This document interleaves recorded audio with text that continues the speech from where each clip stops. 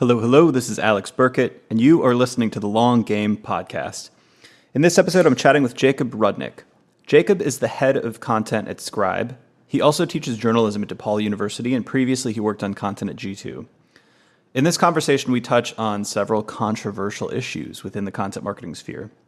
A huge point of discussion, for example, was on content velocity, and how often the answer to improving results is simply to publish more frequently, which of course requires sacrificing things that content marketers hold dearly, like verbose style guides, editorial guides, prioritization, grammar, and personas. We also cover content measurement and why it's critical to not only be able to explain the value you're driving currently, but also create a model that can effectively forecast future ROI based on your inputs. We covered many things in addition, like lessons learned at G2, the challenges of growing a content program at an early stage company, and much more. Without further ado, here is my conversation with Jakub Rudnik.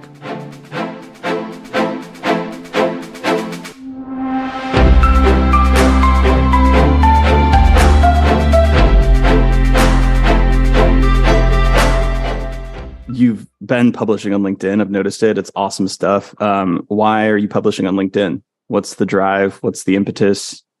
It's a lot of effort. Yeah, it is a lot of effort. And then if you look at my LinkedIn, like I'll go and publish 6 times in a week. Like 3 weeks ago, I published on a Saturday morning. Was just craving it, like had the right amount of coffee and sleep and just woke up and was like, I'm going to do it today too. And then other weeks, like everything falls apart and like your real job and real work, kind of takes over. So I don't know. I got started. Published occasionally from later in my G2 days until now. And you have a great story to tell people, interact with it. It's kind of fun when you have those days, but it was like 1 day a quarter, 1 day a half or something. And I think that like just in general, there's more people talking about, growing your own brand and being that thought leader and all these doors that open up, passive income. Like it goes a bunch of different ways, but everybody's talking this way. A lot of people in the content SEO growth space that I like now talking to you post on LinkedIn, you have an agency. Like back when we met, like we were both working for companies and didn't talk on LinkedIn, but now we have moved into like bigger roles and know more. So seeing people that I feel like are peers doing the same thing and having success is like, it lets you feel less of an imposter. Like you have something to talk about. And I just think like number of years doing this now, I actually feel really concrete in my beliefs and things. And like Scribe, the company we're talking about it, like let's build in public, let's, do all these things that we hear from companies like Drift and HubSpot and all these places. So it was a bunch of those things. Probably the biggest one is like having something to say and getting rid of the imposter syndrome, like doing it a couple times and seeing success. I mean, I think like you wouldn't be able to track this, but I went into Slack communities where I started to make connections and was sharing opinions there, and you get feedback from people, kind of like a soft launch to LinkedIn, basically. And that was the way of like, okay, every time I'm saying, not every time, sometimes people are like, that's stupid, don't say that again. But mostly people are like that, okay, give more there, or what about this? And people are interacting, and then they're following me on LinkedIn and like asking me questions there. I'm like, okay, there's something here. I'm like getting these little early signals. So I'm just sharing, and we had some great milestones at Scribe to share. And what a way to like, there's no better way to like launch something than have big numbers to show. And people like, it's an instant credibility, get some traction, things blow up. Occasionally things fall flat, but it was that. And I think ultimately there's selfishness to it. Like I think it's open up job opportunities. It would open up like my career can go a bunch of different ways because I'm doing this. I've made connections that I would never have made before. But like selflessly, I wish we had this. I wish people were talking like this 5 years ago when I was trying to learn this stuff at G2. Like we had to go to like small podcasts. There's a couple newsletters, talking to other peers, but it was so much smaller. You had just a couple sources. And if I had like people like you and I talking like this on LinkedIn and I knew who to follow, I would have learned so much faster. So it's a little bit of I wish I had this. I have this knowledge now. I've like made a lot of mistakes over the last 5, 6, 7 years of SEO and content.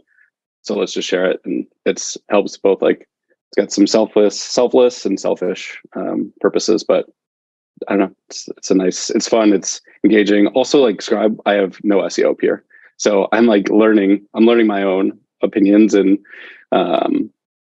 just everything is kind of like becoming more concrete, but also I'm getting feedback. I'm hearing other ideas. I'm learning from people like you. So it's just been it's the fastest way for me to keep learning too, I think.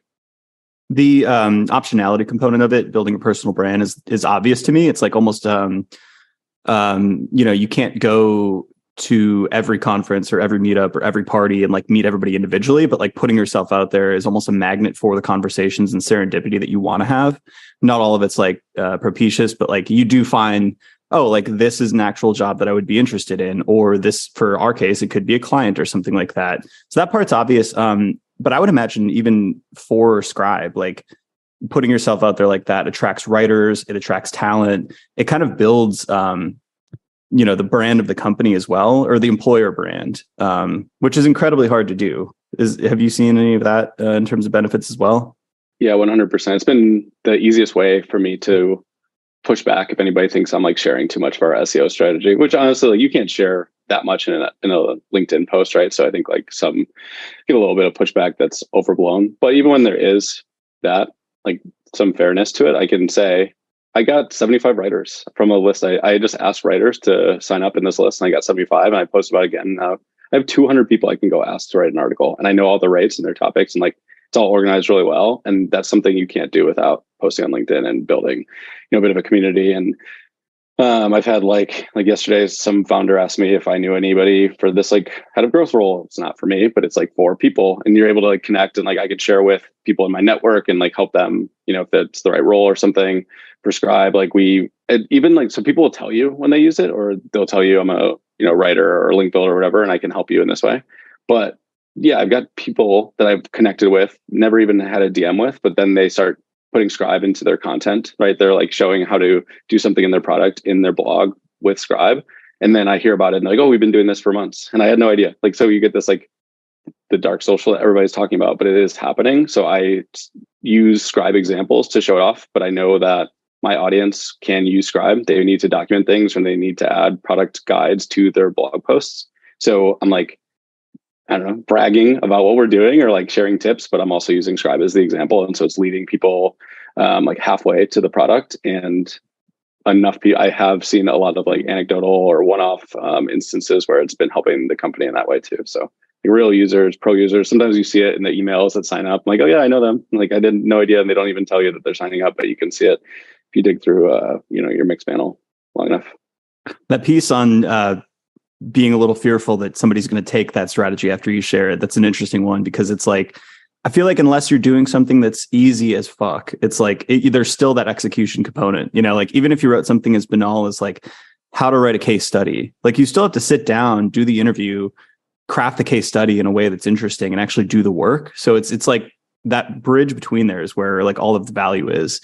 So in your case, like how many blog posts are you publishing a month? Like how many links are you generating a month? Like what's the kind of scope of the program? Yeah, we started publishing, I don't know, 25 articles a month, though.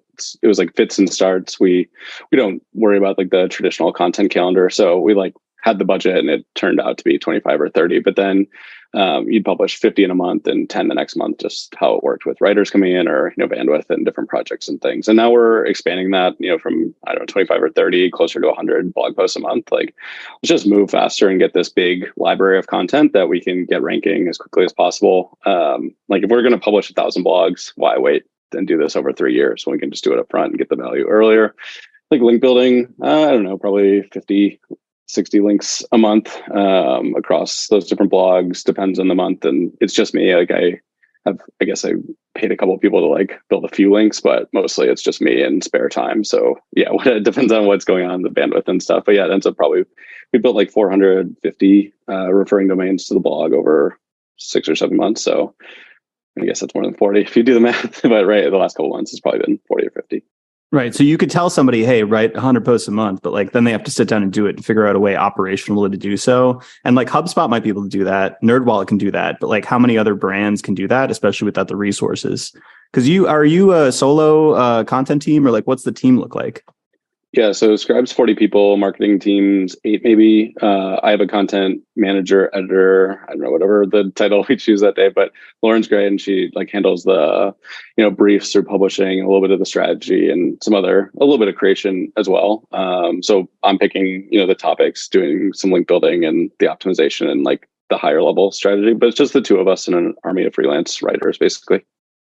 Gotcha. So on the topic of velocity, let's take a stab at that and drill down. Many marketers would probably tell you if you're publishing that much with a small team, like you can't maintain quality standards.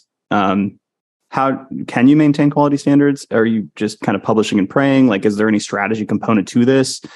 Or how do you balance the two sides of that equation? Yeah, we've gotten pushed. Like we were going a little bit slower in the spring. I mean, I started in basically December 1st, 2021, and it took 6 months to get the blog off the ground. It was like, why is this taking so long? And so much was trying to get all these quality standards, like thresholds in place. And ultimately, we just got pushed from leadership. Like, do you need this? And it was like the eye-opening moment of like, well, kind of, but some of these things, like, no. The answer was like, I don't think so. Could I go faster? And got really like radically challenged by our CEO. And it's like, okay, let's see. I think we could get away with like cutting down on some stuff. So two things here. So like I don't think we're publishing bad content, just period. I think we publish good content. We at G2, for instance, every article would go through like 2 rounds of peer reviews, an SEO review, then like a full-on copy edit review, and then visuals, and then maybe publish. Maybe it needed more stuff. Like that's so many rounds of edits, so much content, like so much time we're just taking editing when how much was really changing. Well, if we have good writers and they know what they're talking about, we've done good research. So we basically have gotten rid of that. We are, I don't know, would we, with a lot more resources, like add a style guide and really be rigid on like Oxford comma or not, or some of these things that like me as a journalist is really hard to let go of. Like there's probably some inconsistencies in those little details across our blogs, but we're like we're setting up our writers for success with briefs, with a strong outline, with an explanation of this is why you're writing it and where you're leading people to, right? This topic is solved by Scribe in this way. So we're giving them that piece of information. We're hiring writers that understand like how to reverse engineer like what's working for the top 3, 4, 5, articles on a certain SERP, so they can do some of that, like what are the H1s and H2s and all those basic things. We're cleaning up a little bit like the interlinking, obviously like doing a copy edit, and then working a little bit on conversion because we'll always know our product better than our freelancer. But ultimately, like we're hiring good writers. They understand the structure and stuff, and we're just adding these little pieces. So we're really putting our emphasis on those things while de-emphasizing, like, again, these like minor grammar things that I think the average writer who comes from, a newspaper background who's now in content marketing is like, this can't go out the door without all of this, or this can't go out with like a stock image. And yeah, it can. So we're getting rid of a lot of those heavy lifts, keeping what I think is like the information quality high, and then the focus on how those articles convert to Scribe really high. And that's what's mattering most. And ultimately, like we see articles that didn't work as well as we wanted them to, and we go back and we update them. But a lot of articles without a second pass are going straight to page 1, straight to top 3, straight to a featured snippet. And so why would we spend 5 rounds of edits on those articles when we can get it with kind of that minimum threshold? It seems to me the big gulf here, it's like the question is like, what is quality? And it's such a subjective thing, but the gulf is often between what you, the writer, thinks is quality subjectively and what the reader looks at as quality, right? And in your case, you mentioned Oxford comma, grammar, kind of journalistic standards. And in my case, like back, I kind of cut my teeth at CXL. And at CXL, everything had to be this 3,000, 4,000, 5,000 word, like epic guide that was filled with research and original data and all of this stuff. So like when I was writing on my own personal blog, like that's the style that I adhered to. Like I thought that was quality.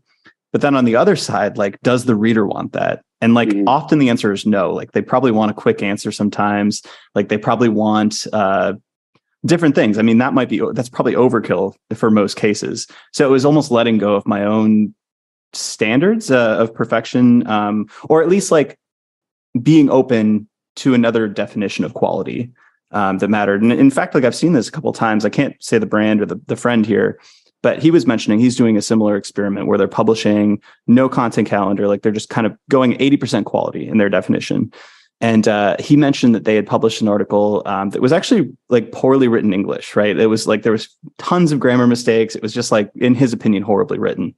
And it was converting, it had traffic, and he went back and updated it because he's like, oh, this thing's getting a bunch of traffic. Like, let's make it look pretty. And like, let's make the writing, clear and succinct and all of that stuff. He did that and the conversion rates tanked. So it's like his definition of quality was actually antithetical towards what the reader expected, which is just a fascinating learning that you would never get if you just sat back in your, kind of conference room and thought, this is what quality means. Mm-hmm.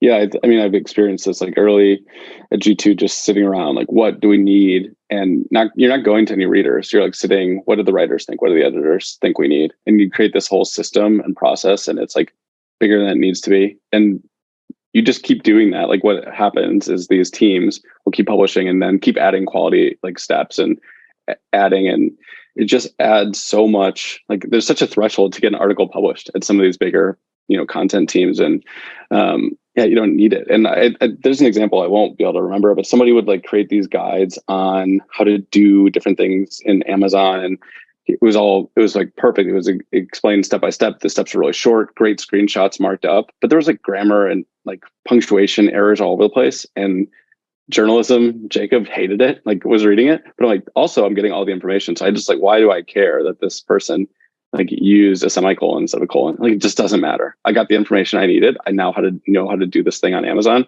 Like, this is more important. It was like this moment just clicked for me. Like, it's okay.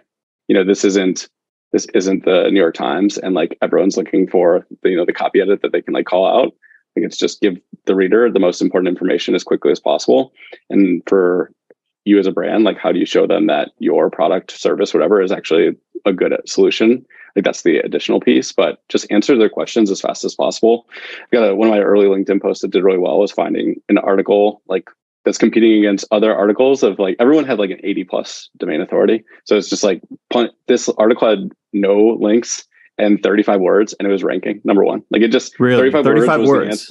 35 words was the answer. I can pull it up here in a second, but 35 words was enough. And like other people were building links, adding more content, but the answer just needed 35 words. So like, it's one of these, like, well, just if you were searching for this answer, what would you need? That's what we give. Right. So like style versus substance, I feel like we're kind of getting on this touch point here. And for me, like, style has always been like a marginal thing. In rare cases, it's like Gary Vaynerchuk, his style is kind of the substance itself. It's like how he transmit the information. But like, I feel like style in most cases should be like a tool to facilitate the substance of the message. And the substance in SEO could be a quick answer, that 35 word thing. Or like, imagine, like you follow a writer like Ryan Holiday or Tim Ferriss or something like that. Like, you probably don't care to an extent. I mean, if it's readable, right? It's got to be some semblance of readable. But if Ryan Holiday's essays have typos in them, I don't really care. Like, as long as the message he's transmitting gets through to me, like, I'm following him and his ideas. Everything past that, style, grammar, etc., is a tool to kind of like make that less filled with friction, so to speak. 100%. I mean, and when we're looking at like SaaS SEO, nobody is coming to me or even our CEO for how to better create a process guide. Like, nobody cares. They just want the answer. They just are like, my SOP creation process sucks. They're literally sitting at their agency and like, I have to make an SOP and I hate it. That's the whole concept. Like, that's why they're going to Google, because this part of their job just sucks and they want to get back to doing more interesting stuff. So they don't care that I'm writing it, freelance writer, whoever. It's literally just give me this information, and we show them a tool that they're like, oh my gosh, I wish I had known about this 25 SOPs ago. So it does not matter, right? But all these other people, like you just mentioned, all these other personalities that we follow for them and their brains, they can like strip away all these other things, and it's their thought leadership. And so I think you're spot on there. And that's how we're treating it. It's like the SaaS blog, who goes to like a homepage of a SaaS blog, right? Like, so just give people, like, they're not coming, even, I don't know, maybe I'm sure there's examples, but generally speaking, just give people the information and present your product like in a nice light there, and you're in good shape. Sometimes I think that people in-house especially overrate the salience of their own brand, especially in regards to content. Like, I think I can give this example. When I was at HubSpot, like doing the surround sound strategy, one of my main kind of like proximate goals was to get listicles published on the site, right? Things that we sold products for, stuff like best live chat software, best CMS, best CRM, all that stuff.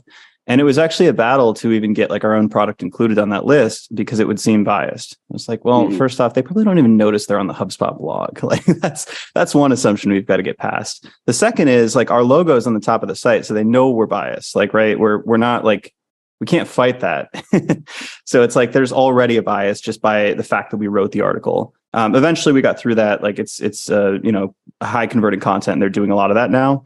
But like, I'll give you an example from Omniscient. We have 2 blog posts. We don't do a lot of content on our own site. We're going to start doing that soon, now that our domain rating is sufficient. But we have one that's the best B2B content marketing agencies that ranks page 1. We've got on my personal site, best content marketing agencies that ranks, I think, number 1 for best content marketing agencies. And we'll get leads from those posts. And like, I always ask on calls, like, how did you hear about us? And they'll say like, oh yeah, I was searching for like content agencies and I found a blog post that mentioned you guys. And they never even noticed that we wrote it. Mm-hmm. Right. It's this absurd thing where I'm like, you guys have to like know that this is biased information. But like, when people are searching, it's often such a snap decision. They're searching for an answer. They don't even think to look at that logo and see whether it's Intercom or HubSpot. Right. So I think like sitting in-house, we want to believe that our brand matters that much and that people can tell the difference between our content and our competitors. But I just don't think that's the case in search context, at least. 100%. I mean, we're so ingrained in just the internet. Like we're on these social platforms. We're literally building websites and web pages all day long. And so we're noticing all these things. It's our job to be really good and like pay attention to these details. Like I'll use like the extreme of like my parents or grandparents reading something, like no clue who they're reading and what they're saying, right? But even people I think are really technologically sound, you'll ask them something they won't even notice. Like my wife is very smart and technologically sound, but she won't know when somebody is like selling, like when there's an affiliate link in the post that she just saw on Instagram. She's like, oh my gosh, I keep seeing this shirt everywhere. I'm like, yeah, pull up the URL. It's got like this UTM, right? And she is like, no way. I pull it up and she notices and she'll now like is in her brain. But because I'm thinking about like affiliates and like how people are making money on websites all the time, of course I'm noticing this, but she works in HR. Why would she care about this, right? She just wants like that, like a shirt that's nice. It just doesn't matter where it's coming from to her, as much as to us. So we put like all this emphasis on what we know. And we think like our experience is going to be so much similar, like so similar to everybody else's. It's just not. And so I think like the average like internet literacy is much lower. And we see the same thing. Like I always was so worried about putting, Scribe or another product I was working on, like up at number 1 or 2 on a list. Like it doesn't matter. No one notices. You just put number 1 and the conversion goes up instantly and your traffic doesn't hit at all. And the time on page doesn't change at all. Like it doesn't matter. Put yourself number 1. It's like people just don't notice these things, right? They literally are just searching. They click number 1 and maybe number 2. They open 3 tabs and then they open 4 more tabs with those products and then they sign up or they don't. Like there's more to it than that, but kind of not. It's this very strange fear of appearing salesy, which like no other department in the company cares about, right? Mm-hmm. Appearing salesy is like some team's whole job, right? If you're in demand generation, if you're on the sales team, like you're not afraid of appearing salesy. So it's like this trade-off between like wanting to avoid appearing salesy versus actually making money. And in my sense, it's like, you might as well run the experiment. And if you put it in number 1, your rankings go down, your time on page goes down, your conversion rate goes down, like, yeah, move it back down to the bottom of the list or take it off the list. But if it doesn't,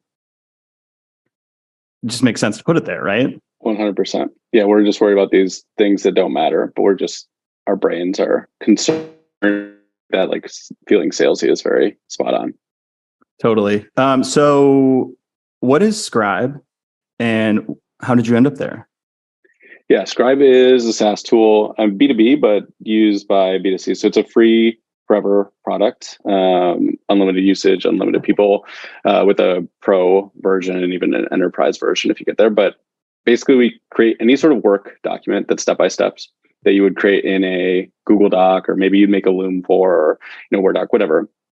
Instead of manually writing steps and taking screenshots, you download our Chrome extension. When you go to show Alex how to record a podcast in Zoom or something, you just hit start in the Chrome extension, and then you do the process that you want to show anyway. You hit stop record, and Scribe spits out a URL with screenshots that are marked up. Click here, click here, click here.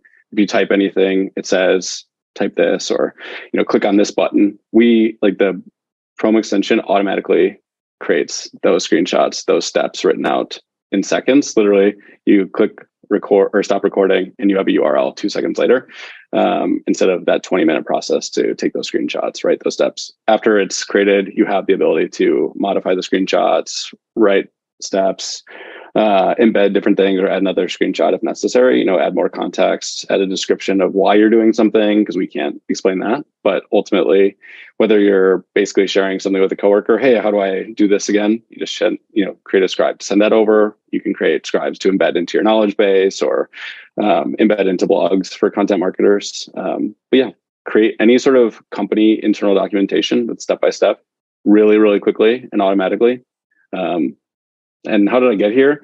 The head of marketing was looking for content. It's a tool that we believed, or my coworkers believed would do really well with content.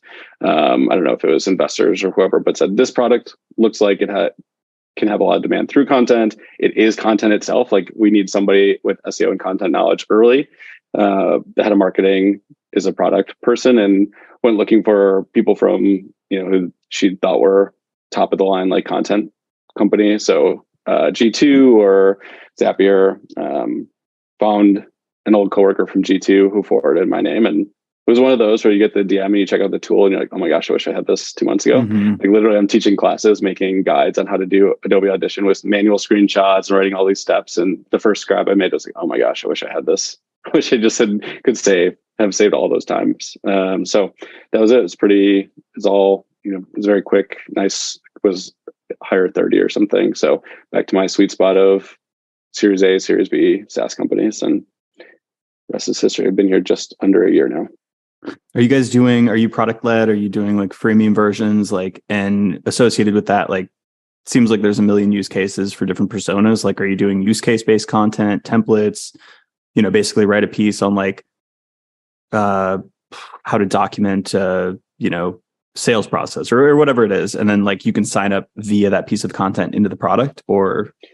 Yeah, company in general is definitely a PLG, get as many people into this free project as possible and land and expand, get a ton of users from HubSpot in a bunch of different ways. And suddenly you have 20 people at HubSpot all using this. And suddenly somebody is trying to bring it to procurement because they need 20 licenses, right? So, mm-hmm. And that's what's happening here. And on the content side, yeah, we're, conversion is get people in for free and often show them those pro features that they can turn into a paying user, but as many users as possible. And the type of content, identify these different documentation types, an SOP, a job aid. There's not a clear category for us. We're grabbing from a bunch of different categories.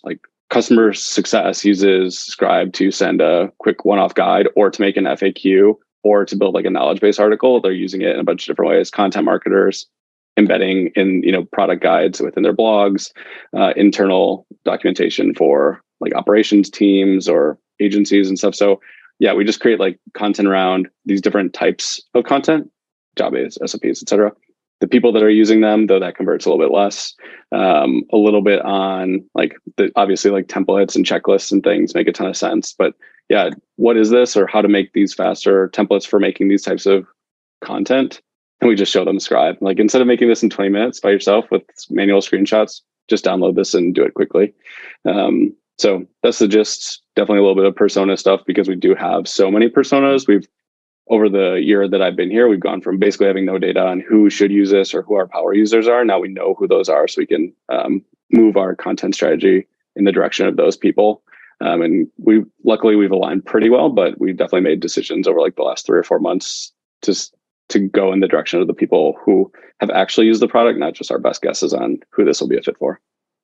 So G2 had many use cases as well, right? Compared to somebody who just sells email marketing software, you guys are, you have email software categories, CRM category, you have every software category. So in that way, I can see it being somewhat similar challenge-wise to Scribe, right? You've got tons of different use cases and personas, but I would also imagine there's huge differences among doing content at these two companies. So what are the biggest challenges you've run into running content at Scribe that you didn't face at past companies?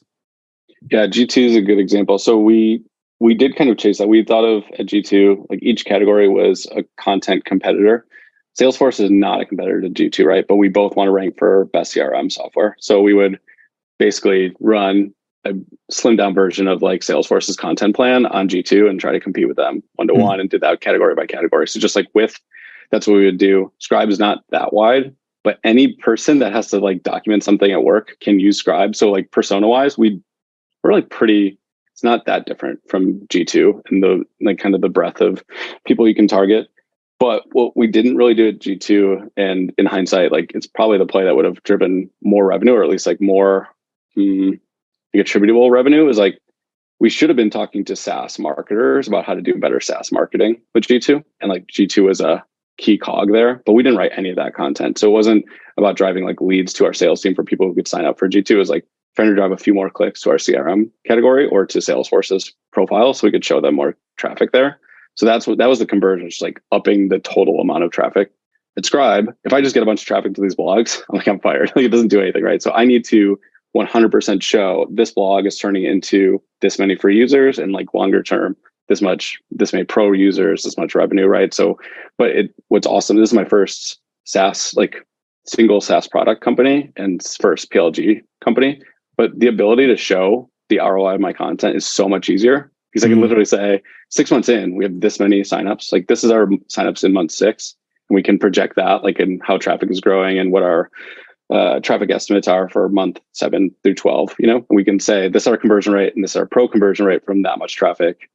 And this is how much we paid for all this content. Like it's very easy to do some math that says we're already like breaking even, or our content is already ROI positive, or, blank X of what we put in. So it's so much easier at G2, like trying to show how the traffic went from a blog to the CRM category and how that turned into like upsells for CRM vendors. Impossible to do. Like, so we were always defending, are these blogs valuable? And in some ways they probably weren't. We can get into that, but at Scribe, I can show you every blog and how valuable it is to our company. So much nicer. I will like never go back to that review site because this is so much easier to show, and it's a great new challenge. But yeah, that's one of the by far the biggest difference that I've ever had in my past work. Is it just last touch attribution to the blog post via like Google Analytics or something like that? Then you connect downstream with some sort of a CRM or like product analytics, like Amplitude, where it's like, all right, those that came from the blog upgraded this level, and you can kind of build a model based on that. Yeah, it's pretty much that. Like we use Mixpanel and we can see directly who's signing up from a blog, or like we can see, same day, and that literally clicking the sign up for Scribe and moving into sign up, or we can see somebody who's come back like in the next 30 days, and signed up, and same thing with like the pro conversion. So yeah, we can just see that behavior from blog to the app itself. So we don't, because we're PLG, like there's some enterprise, like we have reps and things, and we have had leads and even deals influenced by content. It's harder to attribute. We have some of that data. It's incomplete at this point, but because we're so heavily focused on the PLG, we're focusing there right now. So I have this ROI number, and it doesn't even include that enterprise stuff that's being influenced. I will get better there, but ultimately we're proving the ROI on the PLG side enough that we don't even need that. We know there's like some gravy that we haven't fully attributed that we need to, but it hasn't been the focus of like, I don't know, the traditional content play of getting people into MQLs and like building, like taking somebody from content to a download to, an SDR. Like we don't do any of that at this point. Well, I love that. It's hitting on a little bit of a hobby horse of mine, which is content measurement. And I see all the time in like Slack groups and Twitter, people lamenting the fact that they're measured at all via like their content efforts. It's like content does all of these things, right? It educates current customers, probably increasing retention. It's untrackable because it's shared in Slack groups. So it's like dark social and all of that stuff. So like, why would we try to measure it? It's not going to capture all of the benefits. But it sounds like what you do is like measure what you can, and then everything else is upside. Like obviously there's other benefits to it, probably forming partnerships, probably like doing different things with, like you're getting eyes on your content from other companies that you could work with. There's tons of different ways to leverage it, but you just pick the most proximate goal that you can actually attribute and like show that to get more buy-in. Yeah. I mean, you asked how many articles we're publishing a month, that we went from 25 to 100 or whatever round numbers work, but we don't do that without proving that ROI. If I just say like brand's increasing, why the hell would they 4X our budget? Yeah, it's like, we're going to take your budget and put it over on paid acquisition because they're actually showing money. 100%. And so I can show somebody this, like in July, we made this much money from content. In August, in September, October, here's the story. Let's double down. Like, why wouldn't we? And like, there's definitely like limitations to how far we can go. Like if we write 20,000 articles, there will be a diminishing return on signups and, paid users from that. But again, we have a really wide net that we can cast. So if we're seeing this much return in 6 months, like why wouldn't we keep going? So yeah, I don't know. I'm like, have not tried to put a dollar value to the number, like to an eyeball on a blog post and someone seeing Scribe's logo, because I don't have to, because I can show just exactly how many signups we've generated, that those signups activate at a higher rate than from ads, because we can give them a lot more context, because they came at the time when they actually had a problem, right? Somebody saying SOPs suck, they find our blog post, like they're in pain right then. We gave them a solution right then, right? Whereas an ad might hit them at a different time. Like maybe they needed that 2 days ago, or they already found a solution or something, but we're hitting them right during the pain. Like, so we're seeing great conversion, great activation, and great pro sign up rates, because we're able to educate and we're finding people in that moment of pain. How are you increasing the publication velocity? Like when you go from 0 to 20, 20 to 100, what are the things that are breaking? What are the most obvious things that are breaking? And like, what are the bottlenecks? Yeah, I mean, 0 to 20 was just like, we need writers. And then, we didn't have a lot of systems in place. Like, I'm new, we're trying to do a little bit of everything. You're early stage at a company, you're saying yes to everything, trying to like please everybody, like show how valuable you are, and you're not getting anything done quite well enough. So we have this content manager. She helped build out these processes and really build just an awesome engine, like just great operations. So now everything just goes so much faster. Like the time is more of like, it's just like simple things like batching the work more, but and using templates and keeping with writers longer now. Like we've expanded the number of articles, like writers. We've had to add a few writers, obviously, but just expanding like the amount of content one writer is writing. So we don't have to like retrain these writers. That's been a huge piece for us. I mean, at some point, we'll definitely have writers leave, and that will always be a little bit of a pain. It's been a lot of cutting down, like going through each other's calendars, going through all the projects that we're on, like what can drop, what is not moving the needle for the company, for the content team, whatever. And there's a lot. When you start looking, you're like, why did we spend 10 hours this month on this project that didn't do anything? There's a lot of stuff that we were able to cut there. It has made us like, Lauren, my content manager, is like now so focused on the blog, where she was doing 2 or 3 things. So that's like a real thing to be concerned about. And, at some point we'll need to go back and really spend a lot of time optimizing, whether that's for like traffic and SEO or for on the conversion side. So we'll have to like probably either add resources to handle that, or, slow on the publishing so we can spend more time on the optimizing. But right now we like are making that sacrifice because so much of the content's so new that it doesn't need to be optimized while it's just publishing and then spending that like 3 to 6 months to rank. Yeah. The sacrifice thing is huge, right? Like that's a core tenet of strategy in general, but especially when you create goals large enough where they make you nervous, it's like, well, something's going to have to be let go. And that's something like, as we're doing this, I told you before we started the pod, like we're going to do an experiment where we publish something like 100 articles in a month. And we've got this small team and we're also focused on clients. So it's like, we don't have a lot of time. So when we're thinking about how to do that, it's like the process that we use for clients and quality control, probably going to throw a lot of that out the window, right? And it's like you sort of have to sacrifice some of those things, and it's choosing what's essential and what is kind of like marginally beneficial, and taking those marginally beneficial things and being like, we can go back. We can, once it's published, 3 months later, we can go back and add the imagery. We can go back and like edit it. We can polish it up. But like right now, just to hit these publication goals, we got to let that go. That's 100%. Hard. 100%. It's so hard. Like, again, it's like 4 years ago, Jacob would hate this. Like I'm like seeing a bunch of things I thought were really important fall off, and things like, if you go on SEO or content marketing LinkedIn for 5 minutes, like you'll see a hot take about like like content distribution, or like, here's my playlist, my checklist for this. Like, that's probably like one of my hot takes. But like, of course we want to go find a way to find every Quora post about like documentation and add our articles or something, but like the returns just aren't enough versus like this content creation and publishing. Like, so we're not distributing to other channels. I get that at every one of my LinkedIn posts. Where else are you distributing? We're just not. Like, I can turn these articles into Twitter threads or LinkedIn posts. Like, I can do that in July 2023. I can do that in 10 years, but I can't publish this article and get it started again. Like, I just can't. I have to do it now so it gets going, right? And so I get data and I start learning. And so we've just like completely taken that off the table. And I think that's what I see a lot of teams doing. Like, how can you publish and not distribute to 25 places? Like, because I care about this channel and just really crushing SEO, because every article we publish makes the next one easier and the next one easier and the next one easier.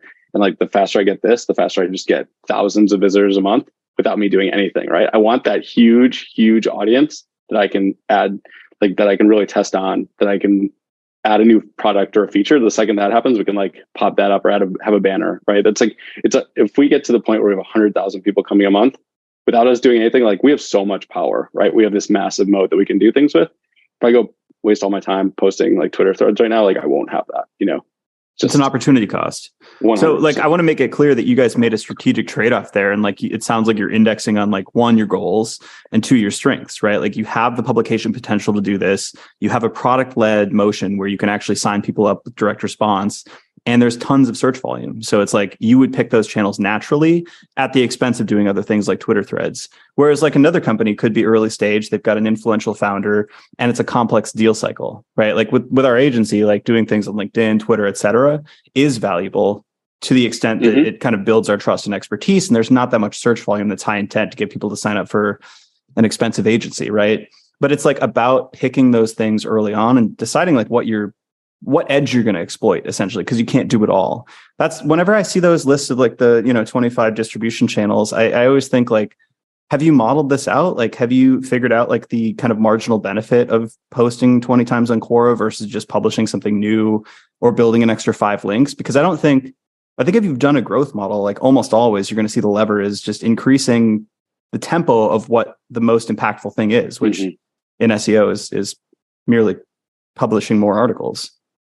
Yeah, I had one agency. I don't know if they were the founder or just a director or something. But I had someone actually like say what I've wanted or like what I believed about like this distribution. They were like, "Well, clients don't wait," which I understand, but they're like basically like we're not sure that it's going to actually like our SEO and content was actually going to move the needle fast enough. Definitely. So we're doing these other distribution, like we're selling these other distribution like playbooks as we can show you that we're doing something. Like it's literally to show that you're doing busy work and you're showing like maybe that like Twitter thread will generate 30 views. SEO is generating 0 because like you just published, but 30 is better than 0. So it's like, we have something to show, but you're wasting all of this time for 30 views or 20 clicks or whatever it is. Like I know that you can make content work on other channels, but just like not like it's so much work. And you're again, the opportunity cost of not publishing and stuff. So I tend to see it with these agencies that seem to not know what they're doing, right? But and back to your other point, like this is taking a sidestep, but like for you, I'm never going. I mean, I work in content. Like if we needed a content agency, I'm not going to go Google content. Yeah, you're not going to search what is agencies. content marketing or something like that either. So it's like for you, it doesn't matter at all because you'll never find me there. But because I've seen you talk, like I've listened to your podcast, like I know how you all think about content, just like marketing in general, and we align. We've talked about this online. Now we're doing it, or offline. Now we're doing it on a podcast. But like, I would come to you and either like, can you do this? Or do you know somebody, right? Like I go to the people that I trust. And so you're building that trust there. So it's a whole different business model. It makes a ton of sense that you're doing it on LinkedIn. But again, that's where you're going to see the impact. If you are trying to publish 100 articles a month, like there's probably places that you can, or like ways to make that work. But this is how you'll find somebody like me who needs this and like knows enough. So just whole different business models. But yeah, go where your strengths are. We'll find someone one day who's like the expert at Quora. We'll have them do it to all of our articles, and they'll do it over like a 2-month sprint. And like, great, we've like leveraged Quora then. But why would I waste my time right now when we have literally 1,000 or 2,000 articles we could write and feel really good about? Yeah, it's a maniacal focus on what your goals are, and especially near term versus long term. Like there's different initiatives you could do at different times. We've had trade-offs. Like we still publish our podcast, the clips to YouTube, but we're like, if we're to invest in YouTube as a channel fully, we need to focus more efforts here. So right now, we're not going to do that. Eventually, we'll have so much content that we could chip it away and actually make YouTube work. But right now, not going to be a focus. But I think, agencies are incentivized to do this, like the work for work's sake thing. That seems obvious to me. But like in-house, it's also incentivized, but I think in like a more subtle and insidious way. And it's really just like if you mapped out like the expected value to any action. Because like, have you ever written a guest post for another company and they're like, hey, here's our guest post and style guidelines, and it's like 10, 20 pages. And like, have you ever read all of those? No, not a word. Somebody in-house sat there and wrote that, right? Like they spent 2 weeks, 3 weeks writing that thing, probably maintaining it. And it's like, what could you have done with that time otherwise? Like what was the opportunity cost of creating that? And what's the actual value you're getting from it? Like, have you actually asked the guest posters if they've read it and used it? And I think like most of the time they're like, bruh, just give me a ClearScope link or something like that. 100%. Yeah, I mean, even internal, like we spent a ton of time building style guides and redoing style guides at G2, especially like early, and no one was reading them, right? I was like sitting as an editor, like I've asked you to make this change 10 times in a row. They're not even reading my comment in the Google Doc. They're definitely not reading my 20-page like mix of like AP and G2 style combo. Like, so why are we wasting our time doing this, right? Like, let's just get whatever. So you're spot on. The guest post is like the perfect extreme example because you get that every time and you never look at it, right? If anything, you're like outsourcing this guest post to somebody else and they're definitely not reading it because they're doing it for $150 or something. And they want a backlink. That's it. Yeah, exactly. So G2 is interesting. Like, I feel like I know a lot of the team and y'all have moved on and like you're all doing interesting shit. So it's like this G2 content mafia. I didn't know the rest of the company, but I knew a lot on the content and SEO team.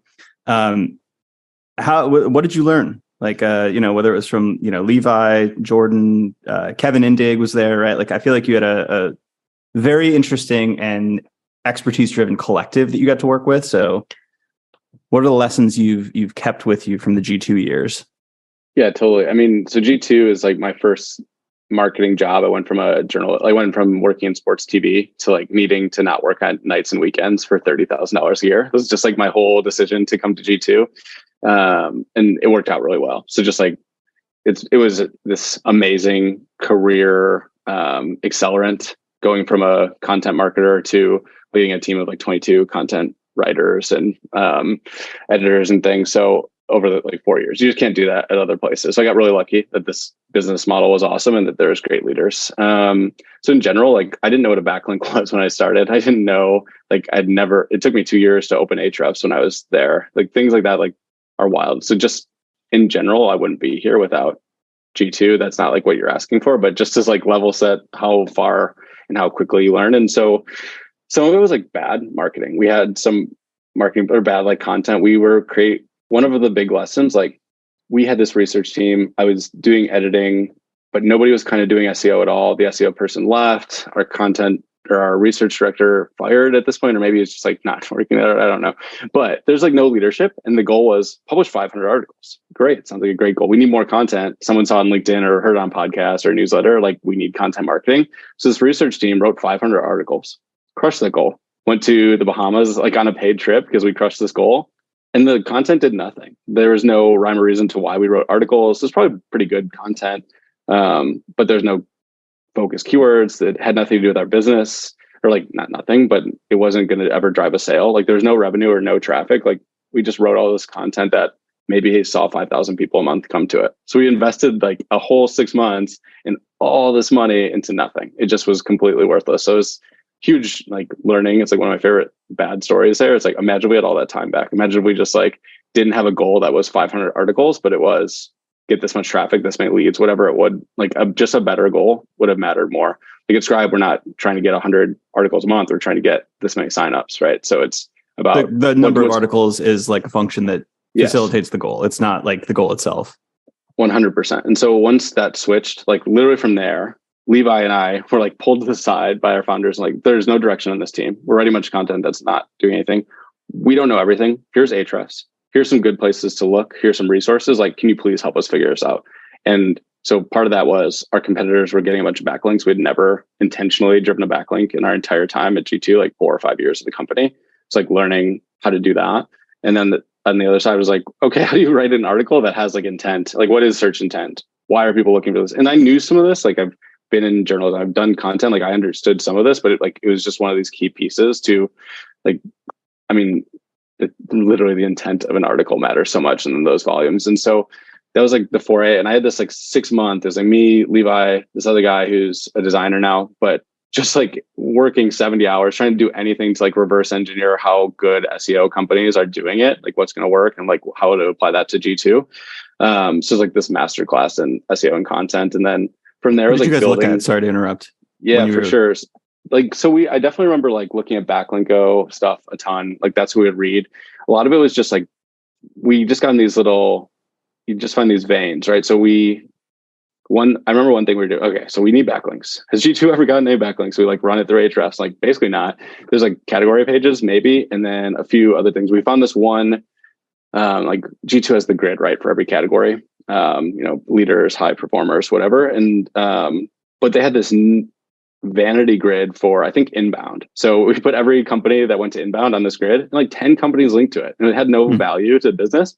But these companies that were in the leaders quadrant were like, look at us, we're one of the coolest vendors at HubSpot. We're, and so it got linked. So this was like our first like backlink play. Was where you learned about the value of ego bait in link building. 100%. And what we did was like, okay, what else could we do? Okay, there's conferences, but it's like December, there's no conferences. So we're like, what if we did location, like best companies in Poland, best companies in New York City? So we did a test with Poland. We put 14 vendors on a grid, or like we ranked them or whatever with G2 score, and like 8 of the 14 linked to it. Okay, let's do this thing. So we did that with 35 different, like 10 countries, 25 cities. And we built like 400 new referring domains in a month. Just like a wild output. And so that was like, it wasn't a certain site. It was just one link on G2. It was like, how do we take that and like the logic there, test it once, see a lot of traction, like do it over and over.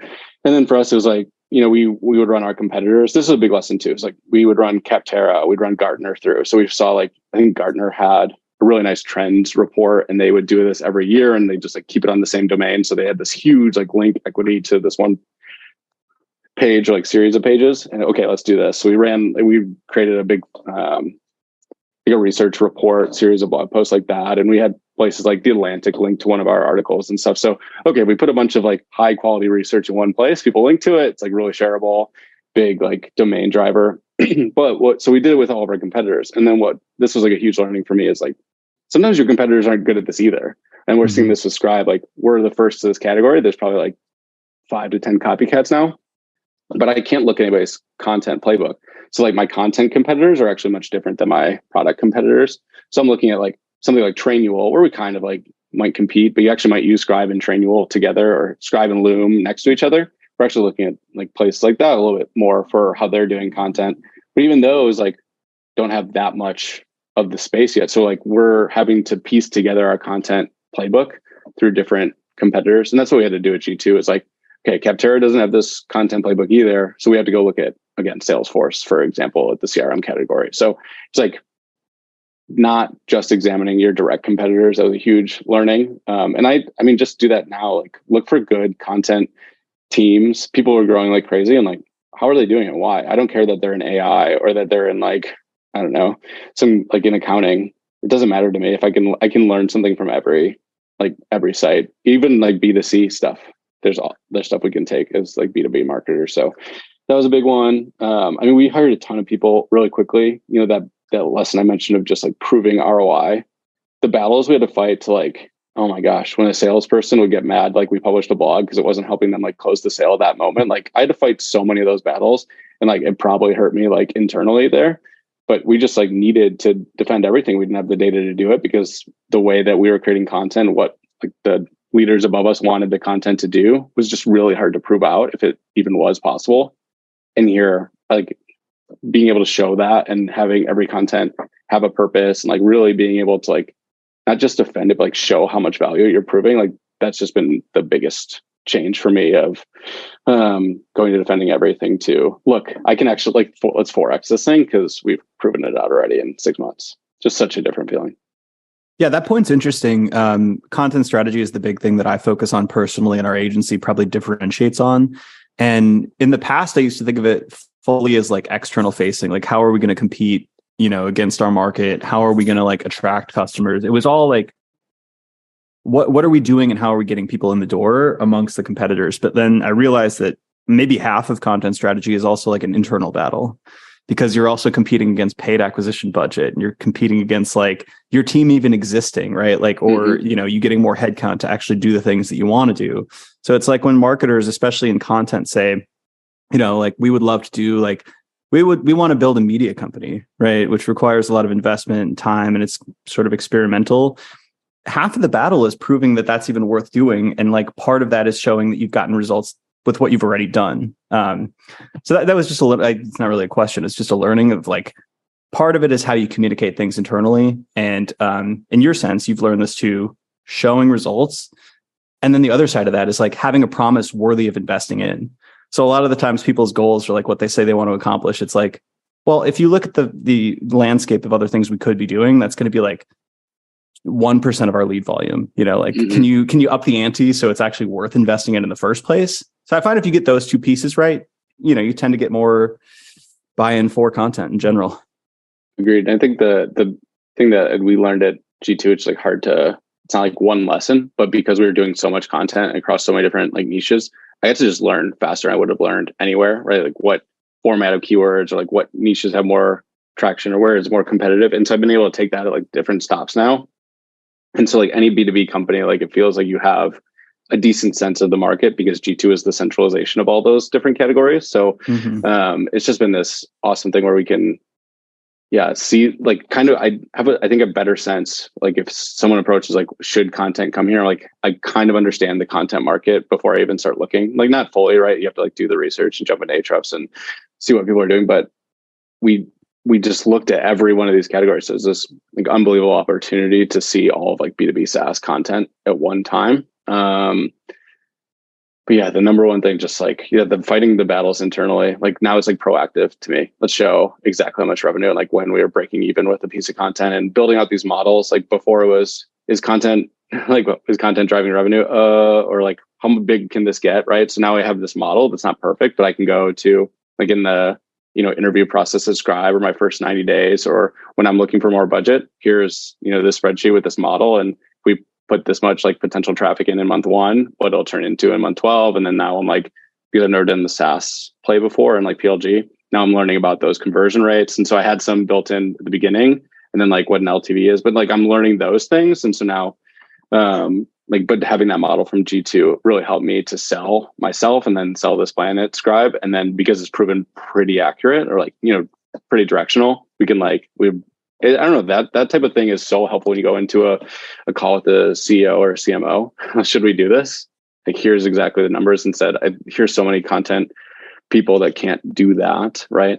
Here's how much traffic we might get is like the best they can do. And like the CMO doesn't care. The CEO doesn't care. They need the bottom line stuff, right? They're making decisions across different departments. So that stuff, I got my toe wet at G2, and now it's definitely like honing that here at Scribe and my last couple stops. On keyword research, you mentioned G2, you could look at other companies in those niches, see what they were doing. It seemed like there was a lot of content gap analysis. To an extent, you can do that at Scribe. It sounds like you can look at adjacent companies and people who compete content-wise. But you had a LinkedIn post, it was two posts. One was on zero search keywords, right?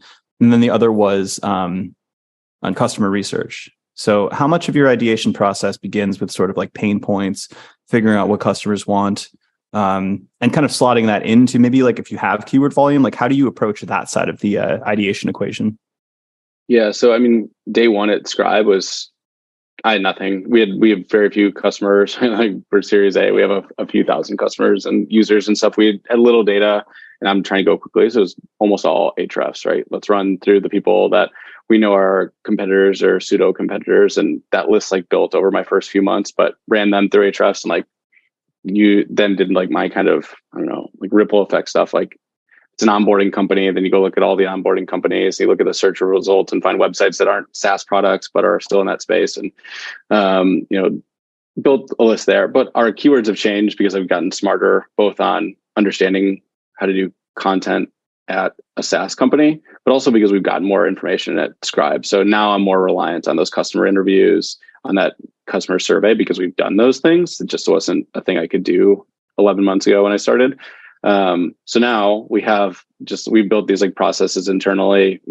Sales has a great call with an interesting use case. It's like Surface and a Gong, and I can go listen to that and pull out different keywords. Same thing with our product marketer talking to users and doing user interviews, do some of them myself.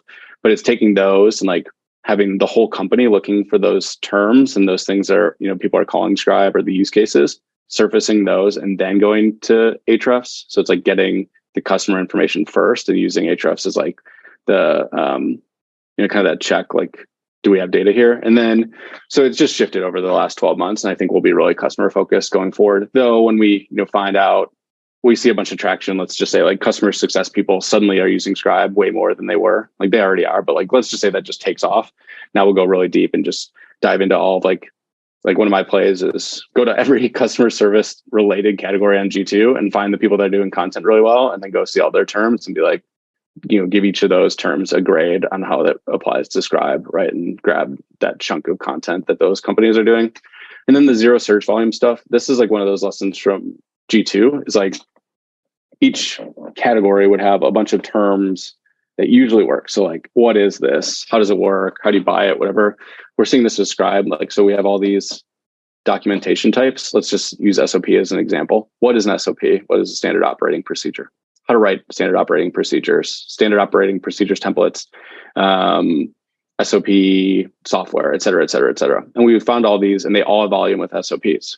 We do with job aids, like 4 of the 7 have volume. But if we've seen like templates always works, but this one just doesn't have a template, like let's do the template. It's very clear that people want a template for this type of thing. So taking like these lookalike terms or clusters and just filling in the gaps. That's usually how I do zero search volume, or like we make our bets there. Because again, if we need to write 2,000 articles, I shouldn't be wasting my time with things that I can't prove. There are other articles I can prove, but some of these that are really close to our product that we've seen similar clusters have like the exact same topic, we'll go for those. And we've been really successful there. The other thing that we do is same that we go to that customer survey, and we've seen someone use the same word.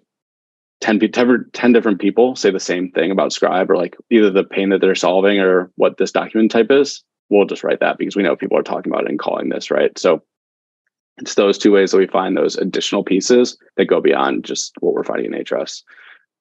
Voice of customer and then sort of templates. So it's like, if it's competitor versus competitor, even if it shows no search volume, there's probably some people searching for that or X alternatives. And, you can basically slot those things in. If it doesn't exist for this specific keyword, it does for another one. Therefore, there's probably something there. 100%. And we, the other piece that we take there is not just that there's volume on these, but we'll make a bet. Like if we know templates signs up people at a much higher rate than, what is article, which is pretty obvious, but, and templates is the missing term, like let's go do the template. Cause even if it's 50 people we think they'll sign up at 10% of the time, like it's still a really valuable article, right? So we can sacrifice a little volume, which is what you'd assume with a zero search volume, because we know the conversions will be there. Some other article types, right? Like, I don't know if I have a good example from those, but like the would always have volume, but just like, let's say that didn't have volume. You're like, oh, well, that's not going to convert anyway. Let's not waste our time. But it's like those high converting pieces. That's where we'll make our bet, because even if the volume isn't there, we can still push people there from like the, what is it? We can still use linking or conversion. So we could like manufacture some traffic and demand just by creating content around it. So it's not like a sunk cost if it doesn't have volume that you assumed. How do you slot these things into your plan? Like, or generally speaking, actually, like if you've got 100 articles to publish, like, do you have a prioritization model? This is something, by the way, just transparently that I struggle with. It's like, you've got volume, you've got CPC, you've got difficulty. Maybe you can do a relevance score to your business or product and like kind of infer the intent. But like content prioritization is harder than say like experimentation prioritization. It's pretty mental for me, frankly. Like I should have one, and I've seen a bunch that look really good, and we're just at the size we are of the team and the company. Like we're just flying by the seat of our pants sometimes, right? Like it looks really awesome from the outside. Look at how many articles we're publishing and look how much traffic there is. But like it's 2 of us just like trying to get shit out the door as quickly as possible. So a lot of it is, here's the vein of like, I find the persona, or we find something from this customer survey that, okay, we hadn't ever researched that before. I found 50 articles around that topic. These all seem to have like a high enough, like haven't given them a score, but they're a 4 out of 5 or a 5 out of 5 for intent, right? They look right to us, and they're in this persona we know is using Scribe. Great, let's just go that way.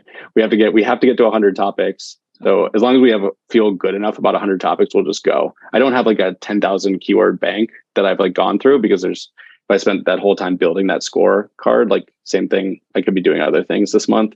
So I get to like 100 or 200 and I pick the best 100, and then we just do that same thing. I should probably do a bigger push and get like 500 and really give them a score and prioritize. But, if we publish one article in November and it should have been in December, it's not really that big of a deal if we believe in them pretty much the same. So we haven't done like the full scoring, probably be a useful exercise, but it's mostly like an internal in my brain thing. So not like a great playbook I can hand anybody. No, it might be a useful exercise, but it might not. Because one thing that I've been telling the team with prioritization, because I worked in experimentation, that was like the name of the game, right? Like it was, you could test a million things on your website, and each thing you could test You could test 1,000 different iterations of that button or that headline or whatever. So it's like, what are you going to do first, second, and third was a huge thing, huge issue just for resource allocation.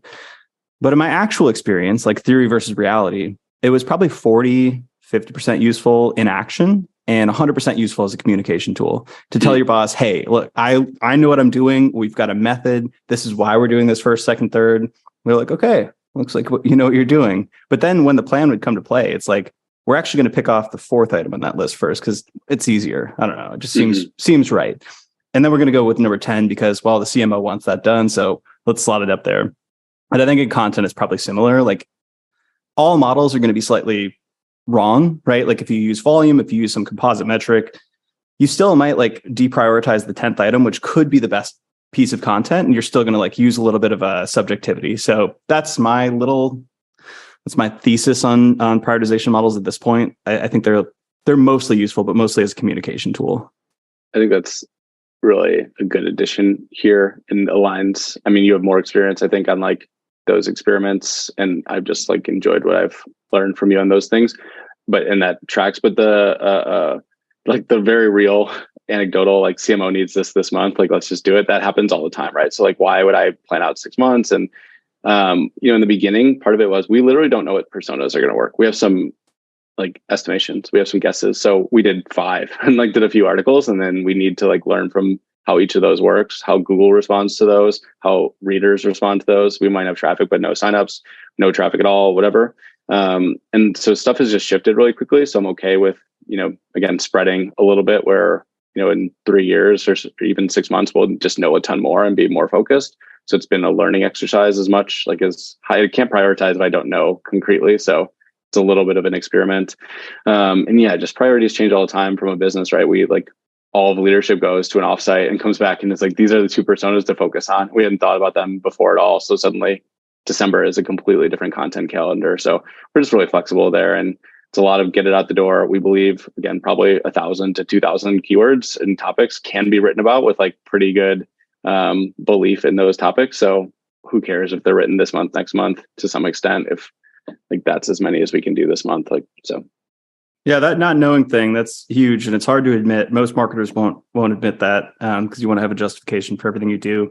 But I can tell you firsthand experience, like, I've done conversion research and like mapped out a whole kind of prioritization model and ran a couple tests and like they'd, be neutral or negative. And then I would pull some random idea off the bottom of my list that was a little more creative and it would win. Right. So it's like hard to predict what's going to do well. And in content, I've given this story before, I think on the podcast, but I found a random keyword with like 200 search volume on Ahrefs, and it barely made it on the content calendar at HubSpot just because they're very volume focused. And we wrote it. It ended up being like one of the top 5 converting articles of all time for freemium acquisition. And it's like, I didn't think it looked like a worthless keyword, right? Yeah. So it's very hard to predict those anomalies. So that's why I always leave open a little basket of like, we don't know, let's just try it. Like we don't have any like justification for this, but like it's low effort. Let's throw it out and see what happens. Totally. And that's how we've kind of gone is like when we see these veins, like things are popping up that are working better than expected, we'll like double down a little bit for the next month. But it's not like we go and write 100 templates articles or 100, whatever the like keyword version is. We like just double down a little bit on the next month. We keep wanting to expand because we have had these little nuggets that were unexpected. We've got like a top 5 article for us from both traffic and conversion that looks like nothing. And we didn't expect it to be a converter. It's like, okay, didn't know that was going to, we wouldn't have learned if we hadn't like tried it. So even with 20 articles, you can experiment a little bit, but when you're doing the 100 articles a month volume, like I can learn so much so fast. And if I was just like really going single focus on one persona or one content type, I just wouldn't be getting those same learnings. So even stuff that fails is like helping me make better decisions 6 months, 12 months down the road, 2 years down the road. So we're definitely, the model's not there. Very, very me and Ahrefs, like when I have a deadline to get stuff to my editor for publishing or for planning. Totally. So on a more personal career note, what's your long game? What's driving you? Where do you want to go? Yeah, great question. I think it's one of the interesting things, like when you asked this on the pod, so maybe I should have prepared more. It's a thing that changes all the time, right? So again, stumbled my way to G2 with beer in the fridge and not nights and weekends was like enough of a decision. And it was the best thing that could have happened to my like meandering career. So this has gone faster than I've expected. Even like the LinkedIn stuff is like accelerating things I wouldn't have expected. Being at Scribe, a company with like a great Series A, really smart people around me, like I'm learning stuff I had no idea I'd be learning and taking on things. So like content was a really natural play. I just came from a journalism background, like good at telling stories and good at doing research, right? So content really natural. And then SEO is an add-on there. Now it's like SEO and then conversions and signups. And now I'm even dabbling in different, like how content is used on different platforms or different channels, even though we just talked mostly about SEO. So I'm learning these other things. So it's like taking content and applying like these growth frameworks. And we've got some really growth-minded people at Scribe. So I'm learning this stuff. Like, I don't know what it is. I love Series A, Series B, like these early stage SaaS companies. I love the energy. I love like the experimentation and just like try anything type of stuff. Like some days it's very hard, but that's what I like. I mean, I think ultimately like you want to test yourself as like leading a marketing team or, I don't know, one day founding something. Like there are days where I look over at what you are all doing. I'm like, that looks really fun. Like, can I grab Levi and some of my other friends? Like, let's go do the same thing. And, so who knows? I don't know what it is. Like, again, that optionality that you mentioned, that's the fun part. I still do journalism stuff. I still teach journalism classes, like kind of built like a high school basketball site on the side that some days I like really invested in, then a month will go by and I'll forget about it. And I should be doing stuff. Like always have had this, like, I want to be an author and write things in the background. So I don't know. I'm a person that does too many things like decently. And we'll just see. But yeah, I like growing stuff. And content has been the best way I've known to do that. So my long game is like probably doing too many things, never like closing the computer and like having a new project every 6 months or a year or something. I love that. Yeah, that's very similar to how I operate. All right. Well, let's close out the convo here. This has been amazing. Thank you so much. Where can people find you online? Yeah, Alex has been great. This is really fun. It's like very fun as a listener to come on and like have this conversation. Yeah, come. I mean, I have a Twitter, but it's basically high school basketball. So don't really go over there and waste your time on like high school recruiting news. But you can find me on LinkedIn. Yeah, that's probably the best way. I'll respond to everything. I post over there pretty frequently, but have a ton of conversations every day. So would love to connect with people, chat, like build content together, partner, or whatever else. So LinkedIn's a great place. Hell yeah. Thank you so much. Thanks, Alex.